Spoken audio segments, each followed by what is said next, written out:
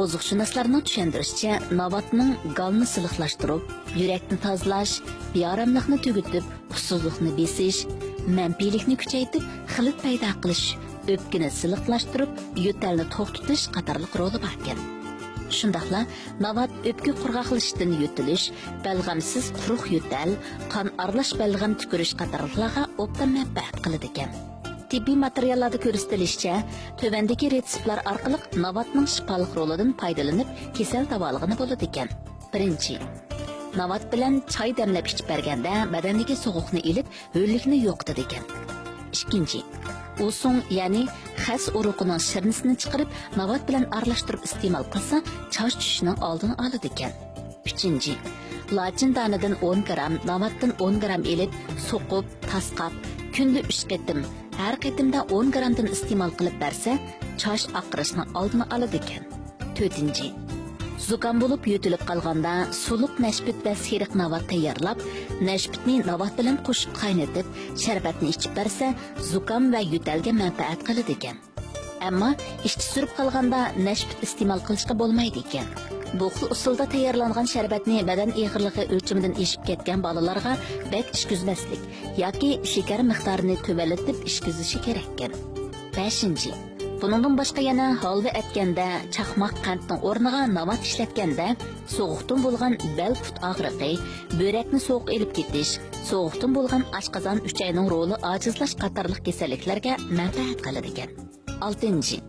Oshqozon mizoji sovuqdan buzilish sababidan bo'lgan bosh og'riydigan, sezim a'zolarining kuchi ojizlab qolgan kishilar usti quddusni choy o'rnida damlab, navat selib ichib bersa, oshqozonni yaxshilaydi ekan. Bo'libmi o'quvchilar, doim ishxonada o'tirib xizmat qiladiganlar, choy ichganda usti quddus bilan navatni birga qo'shib damlab ichib bersa, umumiy badanni quvvatlab, turli kasalliklarga manfaat qiladi ekan. Munosabatli doktorlarning tushuntirishicha, navatning shifoliq roli ko'p bo'lgan bilan hamma kishilarning iste'mol qilishiga muvofiq kelmaydi ekan. Masalan, yuqori qon besim, arteriya qaytishish, tajisimon arteriyalik yurak kasaliga giriftor bo'lganlar, shuningdek homildor ayollar, bolalar navatni ko'p iste'mol qilishga bo'lmaydi ekan. Diabet kasali, qon shakari yuqorilash kasali borlar navat iste'mol qilsa bo'lmaydi ekan. Hamda bizning navatningki mavduruluq jihatda buni iste'mol miqdoriga boshqa jihatda chek qo'yilmaydi. Odatda navat ko'pincha shu yuqori qon besim, qonda may ko'p, shu diabet kasali, qansish kasali bola buning miqdorini belgilik miqdorda tizginlab iste'mol qilgan yaxshi. Hamda qansish kasali bola, yurak kasali, og'ir yurak kasali bola yoki yuqori qon besimi bola, menimcha navatningki damlagan vaqtidagi quyuqlikni bak yuqori qilib etmak, muvofiq miqdorda iste'mol qilsa bo'ldi. Qansish kasali bola imkon bor iste'mol qilgan yaxshi. Odatda navat suzuk va yerim suzuk deb ikki turga bo'linadigan bo'lib, bir qadar suzuk, aralashma moddalar oz navatlar yaxshi sifatli hisoblanadi ekan. Yerim suzuk navatmi yaxshi sifatli navatlarning bir turi bo'lib, yerim suzuk navatni setib olganda aralashma moddalarining oz ko'pligiga bakrak qarash lozim ekan. Garchi navatning turi ko'p, ta'mi va rangi xilma-xil bo'lsa-mu, iste'molimizda oq navat va seriq navat ko'proq iste'mol qilish tavsiya qilindi ekan.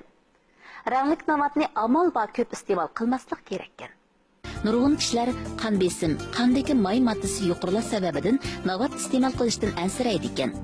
Bir qism kishilar navatni iste'mol qilishning ziyni bor deb qarab, ancha iste'mol qilib ketmaydi ekan.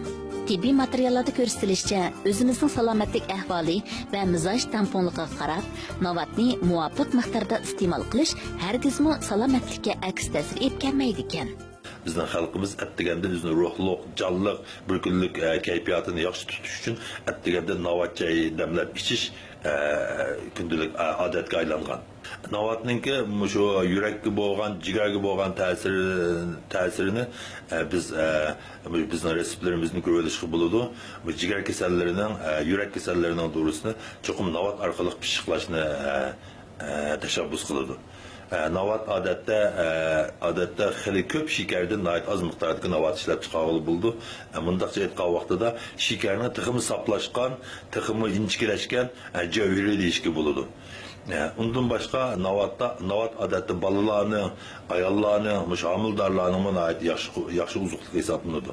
Homildor ayollar qo'saq ko'targan vaqtida belgilik vaqt navat iste'mol qilib bersa, tug'ilgan bolaning supiti, salomatligi nihoyat yaxshi bo'lganligi bu xalq orasida asosan umumlashgan.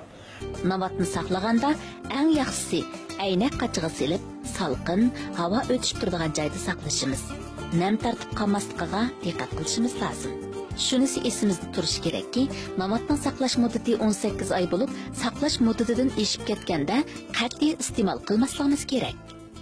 Navatning kasalliklarga shifo bo'lishdan boshqa yana kundalik turmushda ishlatilishimi xeyli ekan. Masalan, navat tarkibida qatirg'uvchi modda bo'lg'achqa, do'p tikishda navat suyini purkish orqali do'pning ichidagi materiallari qatirilib, sifat kirgizishga ishlatiladi. Onundan boshqa xalqimizda yana suyimlik odamlarni navatga o'xshatadigan, chiroyli joyida qilingan gaplarni navatda gap qildingiz degandek ta'riflashlarmi bor. Buningdan navatning turmushimiz bilan zich munosabatining borligini ko'rib bilish ta'sir emas.